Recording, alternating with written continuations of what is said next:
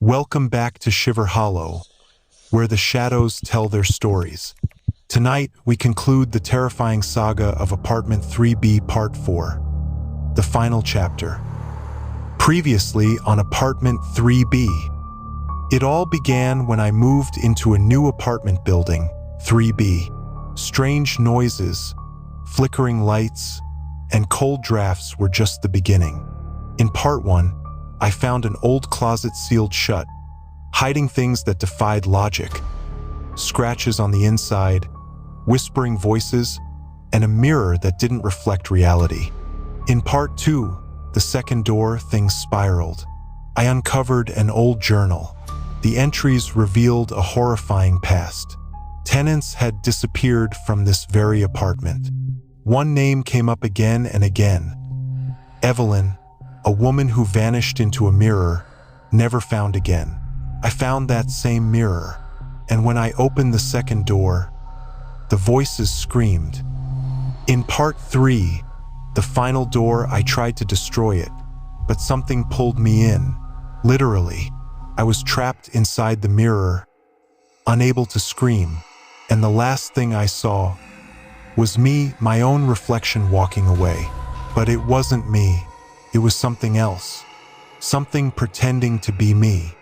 Now, in Part 4, the final chapter, I'll take you where no one's ever come back from, inside the mirror. And what I found in there changed everything. The last thing Daniel remembered was his own reflection reaching out of the mirror and pulling him in.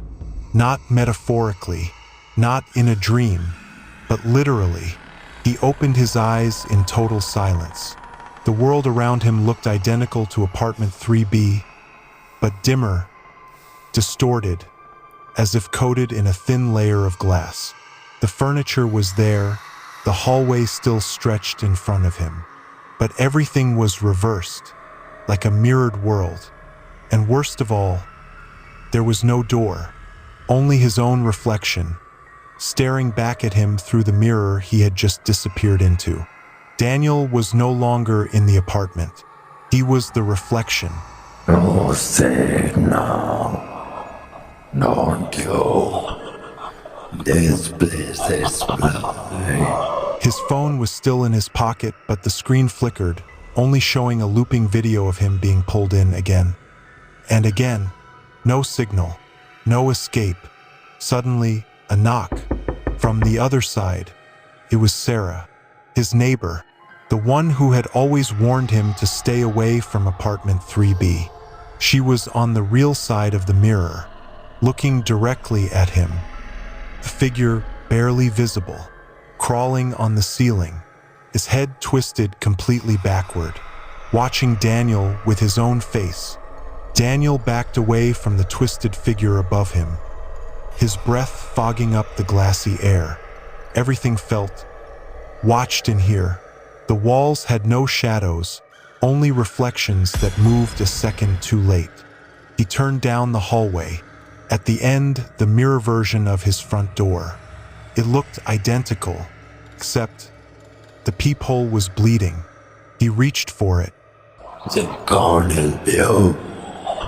Not unless it remembers. Daniel froze. It was the same voice from the night before, the one that had been recorded on his phone. The voice of someone long dead, maybe even himself. But curiosity clawed at him. He leaned forward, pressed his eye to the hole.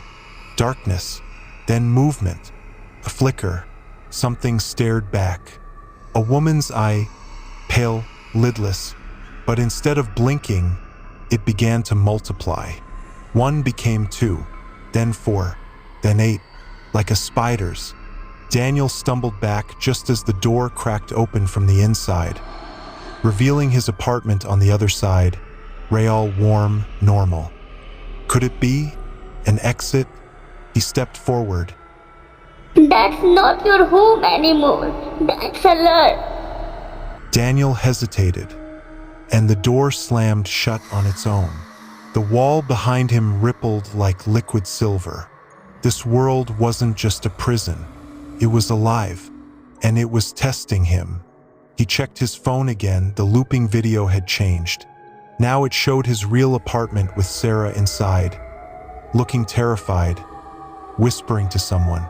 "Daniel," she said, "if you can hear this, please, don't trust the girl in the mirror." Don't look through it. That's how it began. Daniel stood paralyzed. The looped video on his phone, Sarah, in his real apartment speaking into thin air, was not just playback. It was live. Her words were breaking through the boundary. "Don't trust the girl in the mirror," she repeated.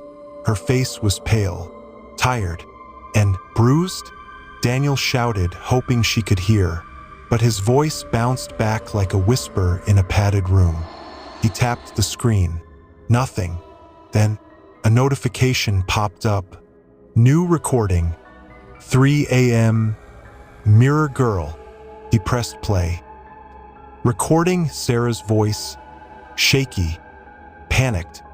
Daniel, I don't know where you are, but the mirror is not just a reflection, it's her. She came out after you disappeared. She's wearing my face, but her smile, it doesn't move. I have locked myself in bathroom.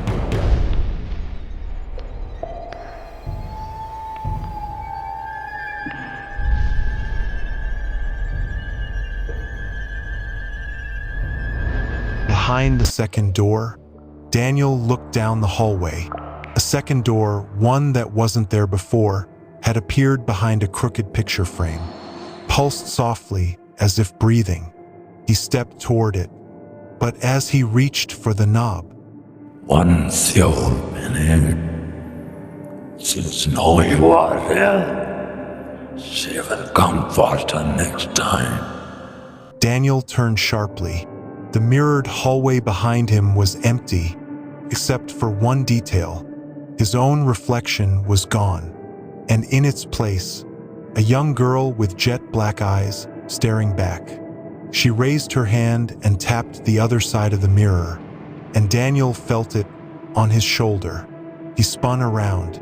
Nothing, just cold air. But the second door began to open on its own. Beyond it, a spiral staircase, narrow, steep, and upside down. As Daniel stepped in, the gravity flipped. His feet clung to the ceiling as the door shut behind him with a scream. Now upside down, he descended deeper into the house's mirrored basement, one he never knew existed. The steps creaked, each one releasing a faint whisper. "Daniel, Sarah, don't turn around."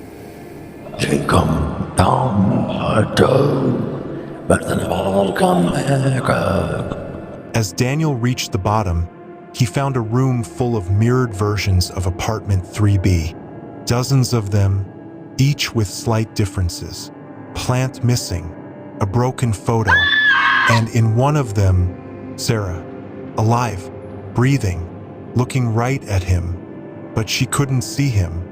She was trapped, repeating the same movement over and over again. Daniel watched in horror as another version of him entered her space. But it wasn't him. This version smiled too wide. His eyes were glass. His steps weren't footsteps, they were echoes. Sarah backed away. There's not you.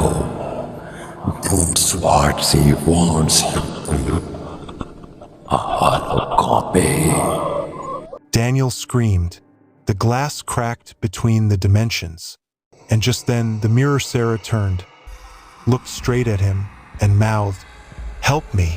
The room flickered. The reflections began to collapse into each other. Rooms melting, furniture folding in reverse. Time was breaking. Daniel had to choose, go deeper and find Sarah's real reflection, or escape alone and leave her behind. But before he could decide, the spiral staircase crumbled behind him, and from the collapsing glass, the girl from the mirror began to crawl through, limbs disjointed, hair floating upward. No second door.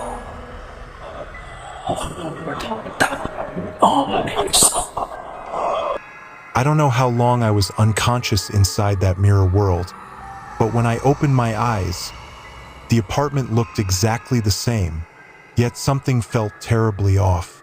The colors were faded, like someone had drained the life from everything. My furniture was still there, but covered in dust and cobwebs. Even the light bulbs flickered dimly, as if struggling to exist in this version of reality. I stood up, dizzy. The air smelled stale, like rotting wood and burnt hair. I tried opening the front door. It didn't move. I pulled harder, nothing. It was as if the door wasn't real anymore, like it had been painted onto the wall. Then I noticed the mirror. The same mirror that sucked me in was now hanging opposite me. But instead of reflecting my current state, it showed my apartment in the real world. And in that reflection, someone was standing there, wearing my clothes, acting like me. There's not you anymore. I spun around, but no one was there. Only that awful mirror watching me. The man in the reflection was brushing his hair, drinking coffee, living my life. But that wasn't me. That was it. Whatever took my place had begun living as me. I screamed. I banged on the mirror, but the man just kept smiling. Then he turned to the mirror and waved. You let me in. You saw what you were not supposed to see. I ran to my bedroom. Maybe there was another mirror there, another way back. But when I opened the door, my bedroom was gone. In its place was a long, dark hallway, and at the far end stood the boy, the same ghost child I'd seen in part 1, still crying, still pointing toward me. He wasn't alone this time. Behind him were shadows. People know things twisted in form, crawling on the walls, watching me. I took a step back. My pulse was racing. That's when the lights flickered again, and the boy spoke. You took her mirror. Now you must take her place. I screamed, turned, and ran. Every hallway led to another. Every door I opened led back to the same living room. I was stuck, and in every mirror I passed, the reflection showed me rotting, a little more each time. But something still lingers behind that mirror, inside the static, echoes that don't follow time or logic. What happens next isn't just a haunting, it's a fracture in reality itself. In the next chapter, echo through the static. Time won't move the same, and neither will they. Don't blink, don't breathe. The static is already listening. Watch Apartment 3B Final Chapter, Part 2, coming soon.